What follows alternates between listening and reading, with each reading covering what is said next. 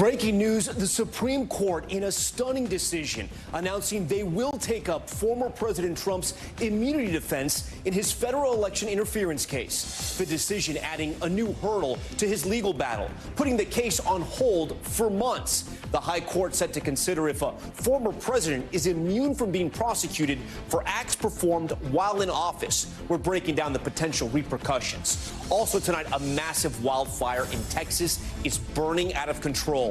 The flames engulfing homes and businesses, forcing thousands to evacuate. We speak live tonight with one couple who fled from their home and now their business is surrounded by fire. It all comes as the U.S. deals with wild weather, tornadoes tearing through the Midwest, storms moving across the East Coast as we come on the air.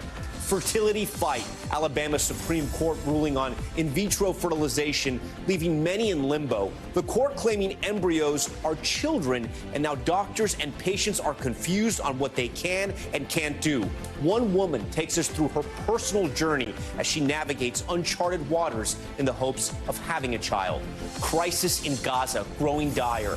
Aid workers taking desperate measures, airdropping food and supplies as deliveries by land become impossible. Thousands scrambling to sea to retrieve what they can. Fights breaking out as organizations warn the region is on the brink of famine, where things stand as the humanitarian crisis spirals. Surviving a chopper crash, a helicopter spinning out of control and crashing on a roof in Medellin, Colombia. Everyone on board somehow surviving.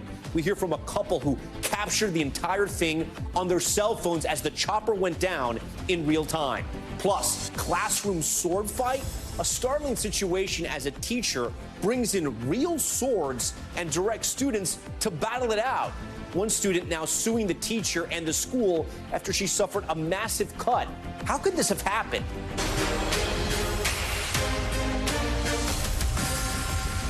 Good evening. We start with that breaking news tonight. Former President Trump heading to the Supreme Court once again. The High Court agreeing to take on Trump's case, where he and his legal team argue he's immune from prosecution in the federal election interference case because he was president at the time. The case, which charges Trump with plotting to overturn the 2020 election, is now on hold until the justices weigh in. I want to get right to NBC News senior legal correspondent Laura Jarrett. She joins us now here in studio with the very latest. And Laura, one thing we at least know for sure is that this case is not going to trial anytime soon. Trial potentially on hold indefinitely, Tom. When this case goes to trial, if ever, if it does, now going to be pushed back significantly on the calendar, a move that likely only helps the former president, who is still campaigning to gain the Republican nomination. Tonight, the U.S. Supreme Court deciding to weigh in on a critical issue that could make or break the special counsel's case against former President Trump, agreeing to decide whether Mr. Trump must be shielded from prosecution by claiming presidential immunity for the acts he took leading up to January 6.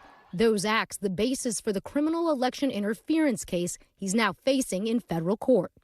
The move further delaying any trial in the case, likely for months. And if Mr. Trump wins, the charges would be dismissed. Arguments now set for the week of April 22nd. An appeals court had ruled against him, saying former President Trump has become Citizen Trump with all of the defenses of any other criminal defendant. But Mr. Trump hoped the Supreme Court would put that on pause, saying he was being wrongly prosecuted for official acts that happened while he was still in office. If you have a president that doesn't have immunity, he's never going to be free to do anything because the opposing party will always indict him as soon as he leaves the White House.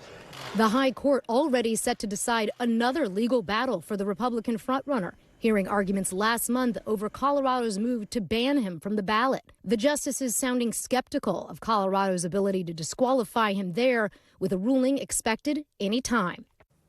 Laura back with us now. So, Laura, we talk about the calendar, right? I know in your report you said it could be months.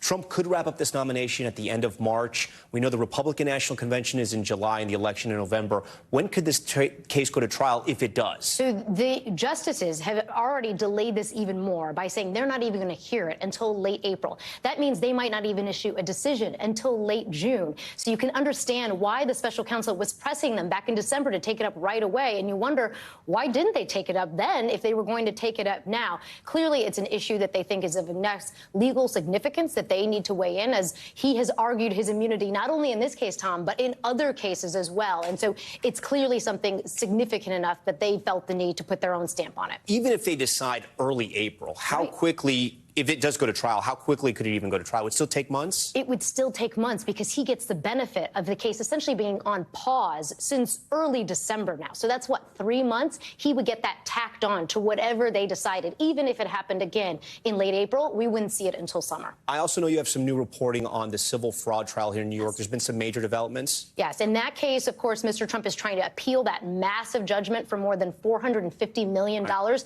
The problem for him is one of money. And he said in a court filing tonight, through his lawyers, he might be forced to sell his properties in order to pay that judgment, because in order to appeal, he's got to put up the money or get a bond, and it's a query what lenders are going to give him that money. Laura Jarrett on that breaking news tonight for us. Laura, we appreciate that. We also have more breaking news. Tonight, wildfires burning out of control across the Texas Panhandle. Governor Greg Abbott issuing a disaster declaration as the second biggest fire in state history rages on. Here's what it looks like. Thousands ordered to evacuate as the inferno burns homes and businesses to the ground. Heartbreaking images of cattle. Look at them here with nowhere to go. The region home to ranchers and farmers now threatened as the flames close in all around them. Terrifying scenes as firefighters rushing down a highway are surrounded by fire. Police just north of Amarillo caught in the crosshairs of the blaze. Take a listen. Let's pull out. We got too many spots. Right behind you, right behind you. I shot down 136.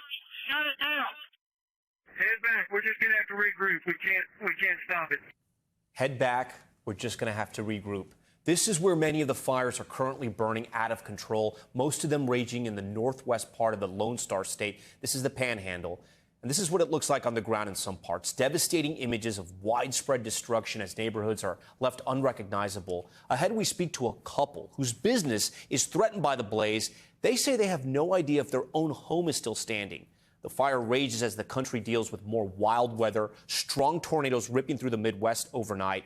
And right now, millions from coast to coast are at risk for more storms. Bill Cairns, he's standing by for us tonight. He'll be here in a moment. But first, we want to get to NBC's Squad Venegas, who's in the middle of that devastation in Texas. Tonight, the series of exploding wildfires tearing across northern Texas, leaving a path of destruction. Massive walls of fire incinerating homes, cars and businesses, and overwhelming first responders. Pull out, everybody, pull out. Flames surround roads as residents flee to safety. The Smokehouse Creek fire, the largest of at least 5 fires in the Panhandle, now stretching more than 120 miles. With high winds behind it, I mean, these fires are just moving quicker than anybody can kind of get around at this point. The unfolding catastrophe fueled by strong winds, unseasonably high temperatures, and dry grass, forcing cattle in Hutchinson County to run from the flames. Officials telling residents in the town of Fritch to prepare themselves as many as 100 homes may be completely lost. At this angle coming toward us. Alta Hudson watched as flames destroyed homes in his neighborhood. There was a lot of smoke and a whole lot of heat. It was so hot that it was hard to breathe. Tonight, the governor issuing disaster declarations for 60 counties, urging residents to take all precautions to keep loved ones safe. So far, more than 850,000 acres, an area larger than the size of Rhode Island, already up in smoke. An unfolding disaster impacting lives at historic rates. Squad Venegas joins us now live from Fritch, Texas. Squad, we can see some of that devastation just behind you. Do we know at this hour how much of the fire is actually contained? Well, Tom, the last update from Texas state fire authorities was about 3%. You can imagine how difficult this is. This is a fire that stretches over 100 miles long. Containing it just takes a lot of manpower, machinery, and a lot of work to get there. We see fires like these in California all the time, and that containment comes at a very slow pace. With all of the resources in a place like California, as we've seen in the past, here in Texas, they don't get fires like this a lot, so it's going to take a lot of work for them to get that under control. What I can say today, it isn't as windy as it was was before, that can help the conditions for the firefighters as they keep working against this fire that is still burning. We can still see it down in the distance with some of the smoke where the fire is still burning, Tom. Guad, and that damage, is it all around you? Is it sort of 360 degrees? It is. So most of the damage of this fire, the largest one, is going to be in fields, right? A lot of trees, you have crops, you have areas with no structures. But then there are communities like here in Fritch, Texas, where this entire neighborhood behind me burned down. We're at the entrance of the neighborhood, of the neighborhood on the edge. We still have a lot more homes down in this direction that also burned down, Tom. Okay, Guad Venegas on the scene for us. Guad, we appreciate all your reporting. For more on this, I want to bring in a couple who has been personally impacted by these devastating wildfires. Sam and Christy Sierra Matero join us now from the Canadian Texas. It's a small town in the Panhandle that has been hit by these fires. Sam and Christy, we thank you so much for joining Top Story tonight. I know we have some video that you guys took that shows the flames in and around, I think, your motel, which is called the Canadian Motel. Walk us through what we're seeing here in those videos and what you experienced. Thanks, Tom. Last night when we got home, we actually got trapped in town. We were never able to evacuate. We got home. There were still fires burning literally across the street from us. That fire that you're looking at is still smoldering now, 24 hours later. There's still smoke coming out of that grass. They let it burn out, essentially. And the crazy part, I know in your story, is that you see your business being threatened by flames. You're not sure about your own home. You're also housing people that had to evacuate? We have a few people here who have had to leave their homes, or we have some folks here that their water or electricity is out, so they can't go home because after 80-degree temperatures, it suddenly dropped to below freezing last night and is going to be below freezing again tonight. So it went the exact opposite direction.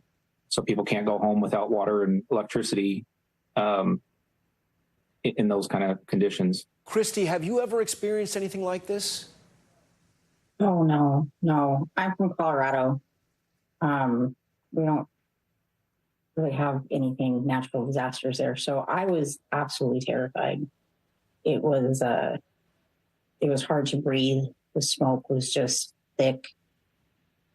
Yeah, we got turned back. The video you're watching now, we got turned back. That was us trying to get out the south way, and literally a wall of flames and smoke blocked our way. We had to turn around, and that happened the same thing trying to get out the north way and a different way out the south way, and we literally were trapped and surrounded by flames. There's about 200 people, I think, trapped here in town. We couldn't get out, that couldn't evacuate in time, and we just had to wait it out. Christy, has this firefighters? Yeah, Christy, has this been a terrifying experience if this is new to you? Yes, it was absolutely terrifying. I didn't know what to do. I was worried about my dogs. And it was just getting really hard to breathe. So I panicked a little bit. Wildfires are incredibly destructive. We know they're incredibly scary. I've covered a lot of them. President Biden will be in your state tomorrow. Is there any type of aid your community needs right now? Are there any type of supplies you guys need right now? I mean, I would say food, generators. It's going to take us a lot to build back what we lost. So, I mean, really any type of help is needed. And, we're here at Canadian Inn, and we have rooms for, displaced people if they need. Are you able to, do you have running water there? Are you able to feed people? Yes. Okay. All right, Sam and Christy, we thank you so much for joining our coverage, and we hope they get containment on those fires, because I know it's only 3%, as Guad had reported. As the fires burn in Texas, I want to get right to NBC meteorologist Bill Cairns. Bill, I heard from Guad there may be some hope in the forecast for Texas. Yeah, today the fire didn't rapidly spread. It was just kind of, it was still burning, but it wasn't spreading rapidly. Yesterday it spread 50 miles. I mean, that's incredible. That's how windy and how dry it is. And it's mostly just because everything that was growing died off in the winter winter, and that's the burn. We don't have even drought. The area that burned was in between Amarillo and Woodward, Oklahoma. This right where my hand is where the huge fire is, and there's no drought in this area. They do need rain, though, obviously, to help the firefighters with the effort. Here's the rainfall forecast over the next 7 days, and not what you want to see. So, in other words, conditions are still prime. In the next 7 days, if we get any more big windstorms, we could see rapid fire growth and rapid fire spread once again, and that will be the big concern. Taken to other weather concerns, we had about 11 to 12 tornadoes reported last night and early this morning. What's left of that storm system is heading through the East Coast. We do have some severe thunderstorms that just exited Columbia, South Carolina for Orangeburg. Also, we're watching that line, squall line, will soon be heading through the New York City and Philadelphia area, too. Not severe, but gusty winds and brief periods of heavy rain. And the temperature swings are just wild across the country. So right now, 24 hours ago, it was 42 degrees warmer in St. Louis. But look what's already happening back in Denver and Billings. You're 26 degrees warmer. And so we're going through these temperature crazy swings. And the next huge weather story will be an historic storm. It's out here in the Gulf of Alaska, a cold Arctic air mass. This is all heading for the west. Blizzard warnings are already up in the mountains. And Tom, we do think someone will get 10 feet of snow in the next couple of days. 10 feet of snow. Highest elevations, yes. It has been a wild, wild winter for the West Coast. Okay, Bill, we appreciate that. Now to some major news out of Capitol Hill we're following. Senate Minority Leader Mitch McConnell announcing today he's stepping down as the Republican leader in November. The shakeup coming after the 82-year-old has been faced with growing questions about his health, as well as an increasingly divided GOP. NBC senior Capitol Hill correspondent Garrett Haake has the details. Tonight, in a stunning shift for Republicans, the most consequential and controversial Senate leader in modern history announcing he's stepping down. It's time for the next generation of leadership. Top Senate Republican Mitch McConnell says he'll give up his leadership position in November after an unprecedented 18 years atop the GOP and retire at the end of his term in 2027. At times, emotional. I love the Senate. It's been my life. It comes after the 82-year-old recently suffered 2 freezing episodes in public where he was unable to speak. And he's also faced growing criticism from fellow Republicans who, unlike McConnell, have embraced Republican frontrunner Donald Trump. McConnell served with 7 presidents, becoming a frequent foil for Barack Obama, whose appointment of Merrick Garland for a Supreme Court seat he single-handedly blocked, clearing the way for Trump to appoint Neil Gorsuch, part of a conservative reshaping of the courts, which became his proudest achievement. Later, falling out with Mr. Trump over January 6th, but voting to acquit in his impeachment trial. President Trump is practically and morally responsible for provoking the events of the day. The former president has taunted McConnell as a broken-down hack politician. I don't know that I can work with him. And mocked his wife, a Trump administration cabinet secretary, as crazy and with racist language. President Biden paying tribute to McConnell today. All right, Garrett Haake joins us tonight live from Capitol Hill. Garrett, what's your sense tonight? How much of this was about his age? And we should also point out his family recently suffered a terrible personal tragedy, losing his sister-in-law. And how much of this is about the current climate of the Republican Party with Donald Trump right now, the soul of the GOP? I'm glad you mentioned that accident, Tom, because I do think that might have been the precipitating factor here of this decision. I think for McConnell, it's all about effectiveness. He wrote about this in his book. I see it covering him every day. I think he wanted to stay here as long as he could be effective. And the combination of the challenges he's faced coming back from that concussion last year with those freezing incidents that I reported on, and also his weakening grip on the party, or the degree to which the party is turning away from the kind of post-Reagan standard GOP that he was all a part of, contributed to that. The death of his sister-in-law in Texas, I think, was the moment where he sat back and thought about what his legacy would be and how he wanted to spend the remaining years available to him. All of those things contributing together to today's decision. And Garrett, before you go, do you think the country will be surprised, or at least Republicans will be surprised, who ultimately takes his position? I think it's entirely possible, Tom. It's probably the single most high-stakes election with the smallest number of voters present, right? This will be a vote that happens behind closed doors, just among Senate Republicans, sometime after the new class of Senate Republicans is elected in November. It could go any one of a number of ways. The top candidates are, you'll get used to hearing this, the 3 Johns, 3 senior leaders in the party who've been jockeying for this position for some time behind closed doors, will now be doing it much more in the open over the coming months. Garrett Hake for us. Garrett, we appreciate all your reporting. We want to turn now to power and politics. With less than a week to Super Tuesday, all eyes are on the issues voters care about the most and what last night's election results in Michigan mean for the rest of the primary season. I want to bring in my friend, NBC News chief political analyst Chuck Todd. Chuck, let's get right into Michigan and what happened last night, right? Over 100,000 uncommitted votes against Joe Biden, picking up two delegates. And this article in the New York Times titled, "What Does the Uncommitted Vote in Michigan Mean for 2024? In it, they write, there's another reason it should be taken seriously. Major foreign policy conflicts have often reshaped the electoral map, especially among immigrant communities whose identities have remained tied to their home countries. Even today, Cuban Americans, I should say, tend to vote Republican, as many fled the communist Castro regime and supported the anti-communist Republican Party. There's a plausible case that the Elian Gonzalez controversy in Florida was sufficient to decide the 2000 election." Now, we can debate whether that's true or not, Chuck, but in a race that is so close, in a state that's going to be so important like Michigan, should the Biden campaign be worried about this? Sure. I mean, I think you have to be worried about every constituency group and at the margins.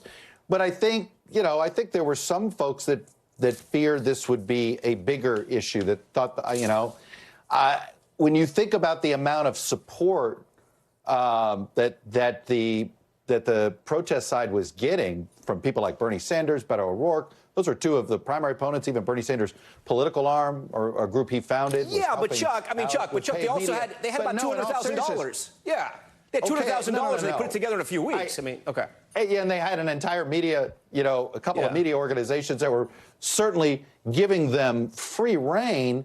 And I look at it and they, it didn't break 15%.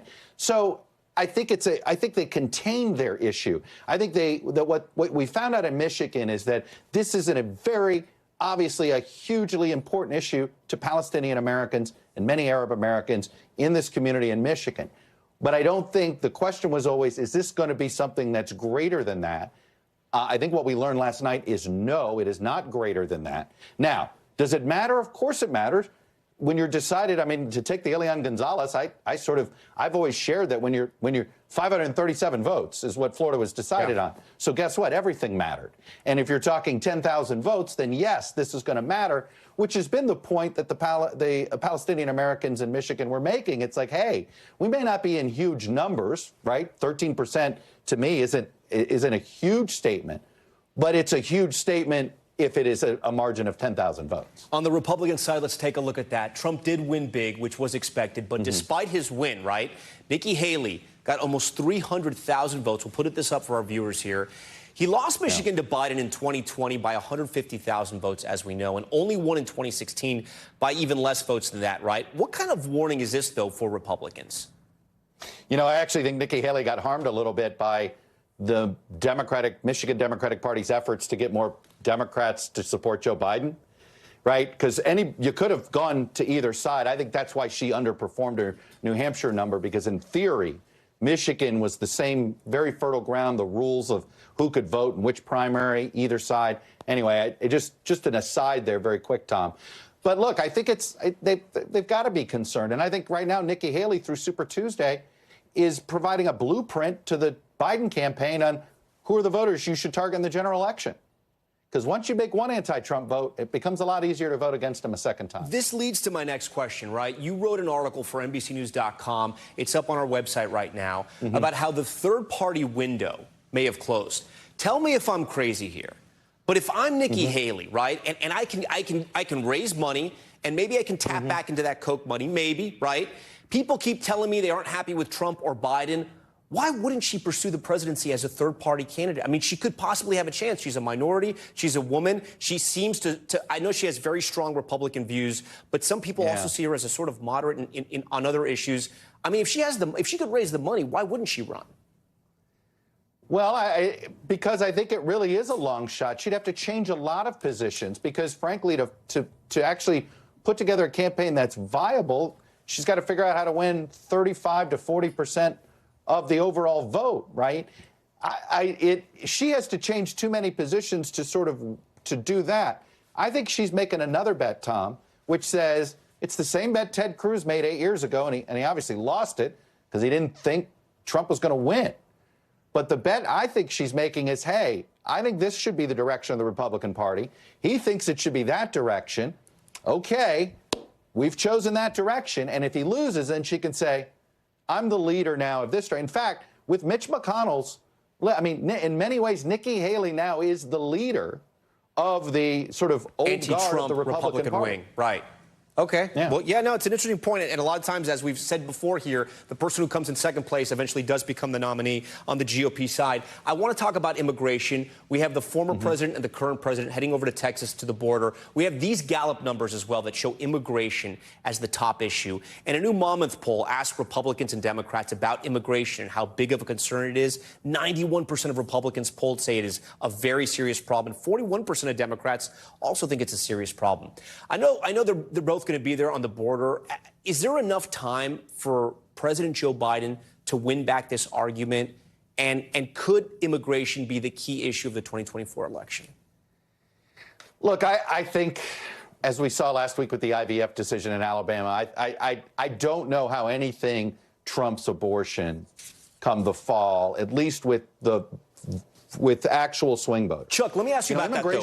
Let me ask you about that. And the reason Well, because when you look at polls, for our viewers, when they look at polls and the top issues, abortion is never there. And let me explain why. But when we ask a very specific question, is there one issue that you're willing to vote on that matters to you more, that you'll only vote on that issue regardless of anything else? And you know what comes out on top when you ask the question that way? It's abortion. So the point is, it's not necessarily that it's the top issue overall. Is it the top issue among the undecided voters? And the thing with immigration, when you see it polling as the #1 issue, you just pointed out, 90% of Republicans say it's a serious problem, but they're not swing voters. And so this is where I think that Biden has to worry about. Where he's got to worry about it is if the immigration issue morphs into a public safety issue. A crime issue, if you will. Correct. You have the incident down at the University of Georgia. We've seen some incidents in New York City. You know, if this is becoming if it's something that is actually happening, rather than sort of, cherry pick exploited, type events, right? But if this is something that feels like, hey, this is more than just political rhetoric, then yes, I think it can have an impact on that suburban voter through the prism of public safety. But as an immigration-only issue, I just don't think it's going to move too many swing voters. Chuck Todd, I think if you care about it, you already know how you're voting. Always appreciate our conversations, my friend. Still ahead tonight, an update on the manhunt for a murder suspect in New Orleans, where authorities tracked down the suspect after he escaped in a deputy's car. This video is wild. Plus, terrifying moments on board a helicopter in Colombia. You're not going to believe this story. The urgent effort to get everyone to safety after it crashed into a neighborhood, most of that caught on camera. And a sword fight with real swords breaking out in a high school chemistry class. And yes, again, those are real weapons. The new lawsuit alleging it was all the teacher's idea. What is going on? That left one student severely injured, this sort of role-playing game and lesson. We're going to figure out what happened here. Stay with us. Top story just getting started.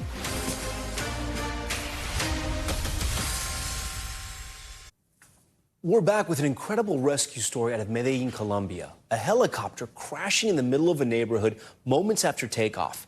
A couple inside the chopper capturing the moment of impact. Onlookers watching as the chopper, you see it dangling off the side of a building before rescuers pulled out all of the passengers alive. NBC's Valerie Castro spoke with one of the survivors.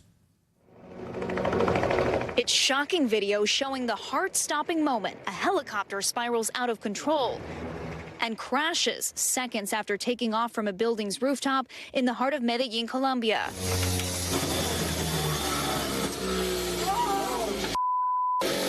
The flight offered as part of a dining experience by a local restaurant, crashing into a building, leaving the helicopter lodged between the structure and a cell phone tower.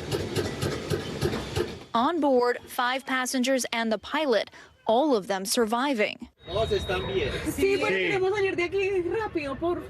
responders pleading with the passengers not to move as they desperately work to pull them out from the teetering chopper. Francisco Salas was inside. The Texas native lives in Colombia and managed to take out his cell phone, recording what he thought was his final goodbye. Dad, I just got in a helicopter crash. I'm stuck in a building and I'm really high up. I love you. And I just want to say thank you so much for taking me under your wing, Dad. I love you. I just thought, okay, this is how I die. This is how I die. This is how I die. Next to him was his girlfriend, Luisa Osorio. The couple says they were on board with the intention of recording content for their social media channels. But just seconds after takeoff, things took a horrific turn. I was waiting for the impact, and the impact came, and we were still alive. And you could hear the engine turning off, but the rotor's still going, and it was a shock. Salas says the pilot immediately jumped out before local residents and the Medellin Fire Department rushed to the scene, using several cranes to remove the helicopter from the site. God's going to save us. I know it. I know God's going to save us. For almost 3 hours, Salas says he did his best to keep himself and the others calm. I said, but we're perfectly wedged here. You guys cannot move, and we got to wait for help. And then maybe like 90 seconds later, somebody came. I really just felt that if I didn't keep the positive energy, that negative energy, I don't know, maybe it causes people to freak out and someone does something that risks us all. Miraculously, only one person was rushed to the hospital and treated for a leg fracture and lacerations. Local authorities suspending all helicopter flights as they investigate the reason for the crash. I'm very blessed to have lived a life so far. Aside from getting on a helicopter ever again, I wouldn't change anything about my life. Maybe just tell people how much I feel about them and what they mean to me. That survivor, Francisco, says he is thankful to be alive, but he says he does blame the business Hangar 45 for negligence. And Tom, he says he does plan to sue the company. That video is wild. Okay, Valerie, thank you for that. Next to an alarming story involving high school students and a dangerous sword fight. High schoolers seen sparring in a high school classroom, but those aren't props they're handling, but actual deadly weapons, according to allegations in a new lawsuit filed on behalf of one of the students who was severely injured. NBC Stephen Romo picks up the story from there. Tonight, shocking video showing Albuquerque high school students sparring with real swords in the middle of chemistry class. It's right here. That's how you're supposed to use it, like this. And this wasn't teens going rogue, according to a new lawsuit filed by one student who was injured. Their teacher, Loviata Mitchell, announcing earlier on this day in June of 2022 that she had a surprise for the class, telling them to arrange their desks into a circle, handing one student a rapier-style sword and the other a katana, according to the lawsuit. Then instructing the students to fight as a 2-minute timer counted down. But shortly after this video was taken, one student allegedly slicing another student's wrist with a katana-style sword, severing multiple nerves and tendons. Her surgeon says when he was in there doing the repair that he could feel where the sword had actually indented in the bone. That student's family now suing the school district, the assistant principal, and Mitchell, alleging as she bled in the classroom, the teacher did not seek immediate medical attention, instead telling students, quote, "I'm in trouble," ordering them to delete any video recordings they had taken, and then attempted to call the school's medical office. The response was not what you would expect. It took about 30 minutes before anyone called 911. An accident report written by the assistant principal saying the teacher brought a prop to school to show a lesson on metal and melding, but responding paramedics say the sword appeared to be real. Almost 2 years later, the lawsuit alleging the student is still struggling to perform normal tasks after surgery and extensive physical therapy. She's lost a lot of mobility and strength and sensation in her right hand and in her thumb. I think those will be permanent effects. That teacher, Mrs. Mitchell, could not immediately be reached for comment, while Albuquerque Public Schools, known locally as APS, declining to comment. Now the student and her attorney seeking more information and damages. We want to know what APS actually did to investigate this and whether that report looks like it's trying to sweep this under the rug without a full investigation. All right, Stephen Romo joins us live in studio. So, Stephen, I guess my first question is, what was the logic, right, with the teacher on this lesson, and where is she right now?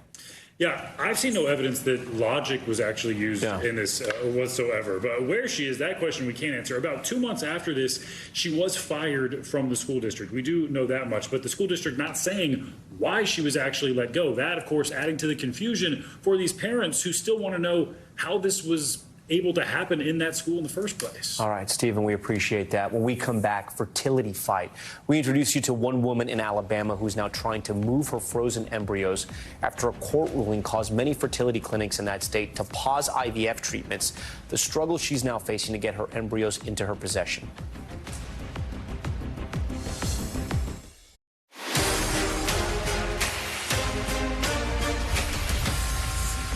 Welcome to Top Story, and we're back now with News Feed.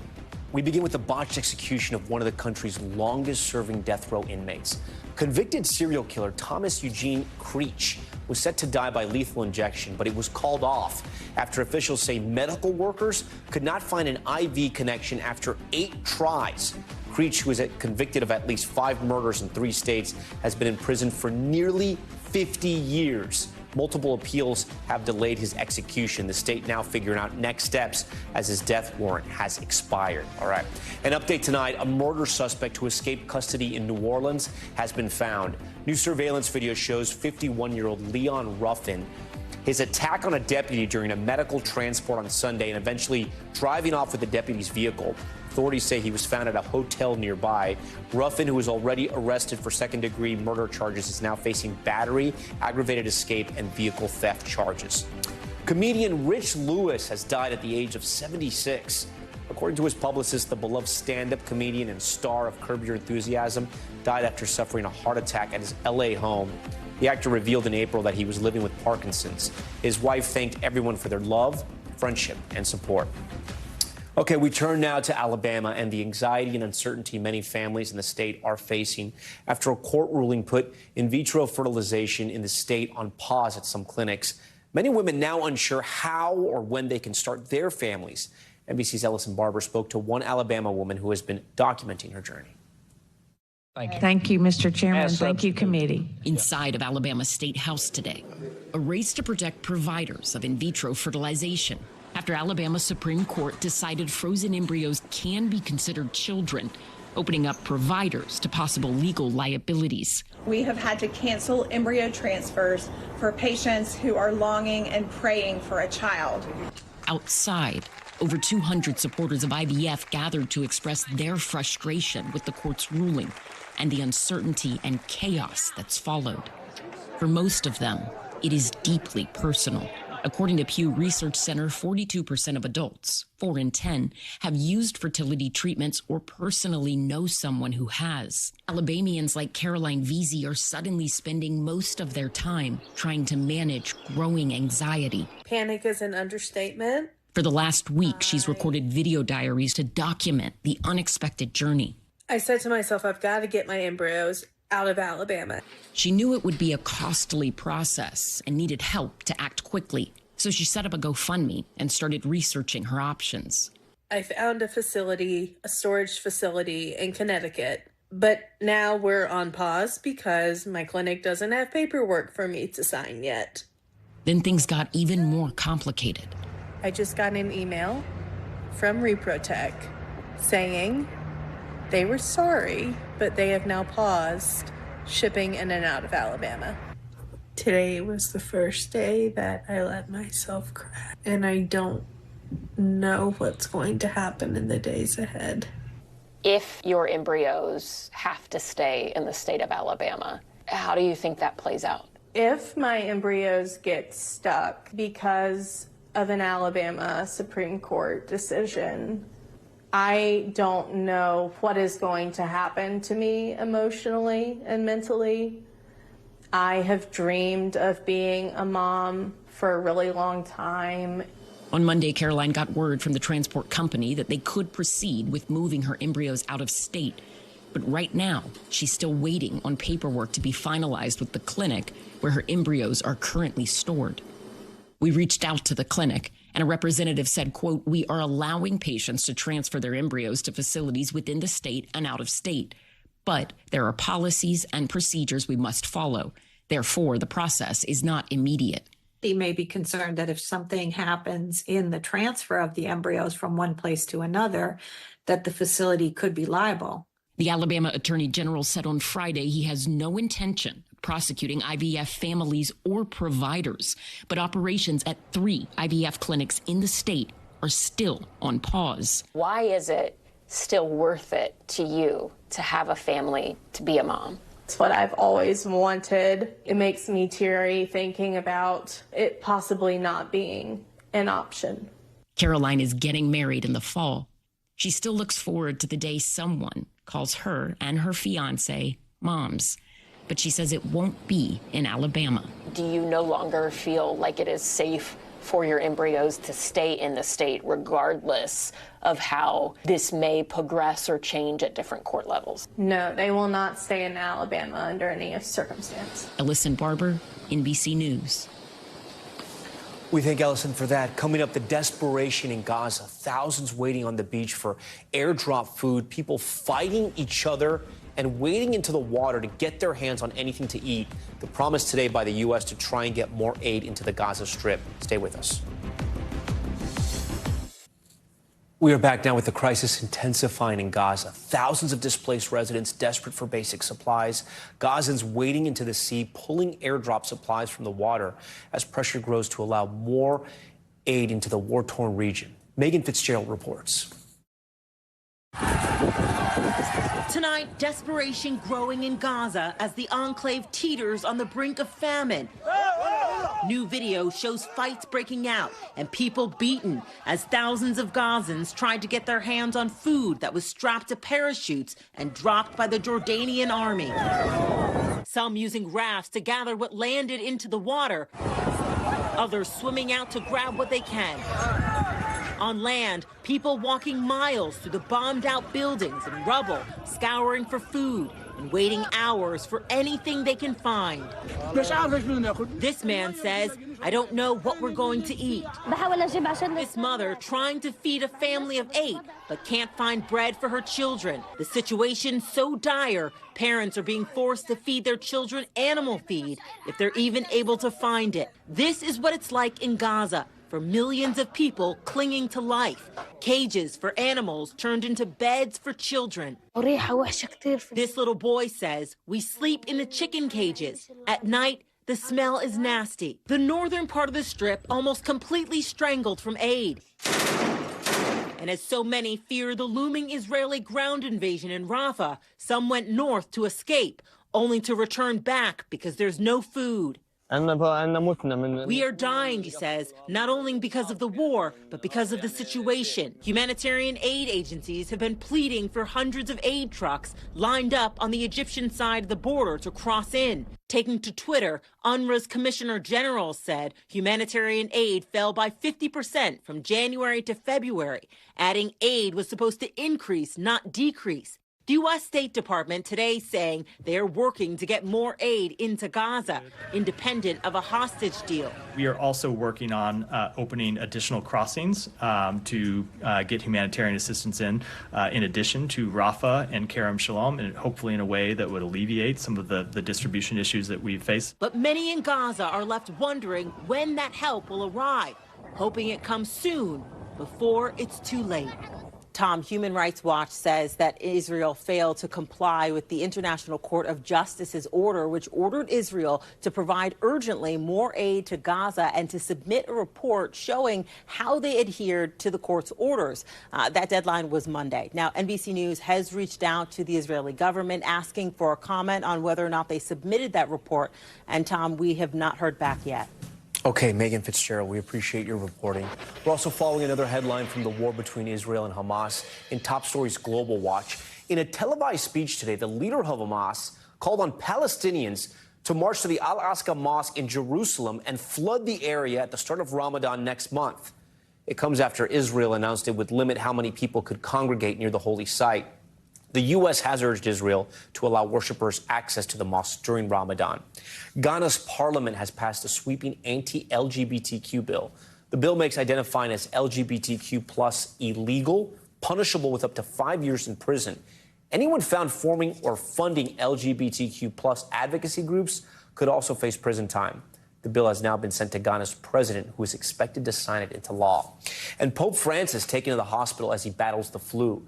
The 87-year-old was seen arriving at a hospital in central Rome after holding a papal audience. According to the Vatican, the pontiff went for some testing but returned home shortly after The Pope, who had part of a lung removed when he was young, has suffered several health problems in recent years. So far, there have been no changes to his schedule. And thank you for watching Top Story. I'm Tom Llamas in New York. Stay right there. More news on the way.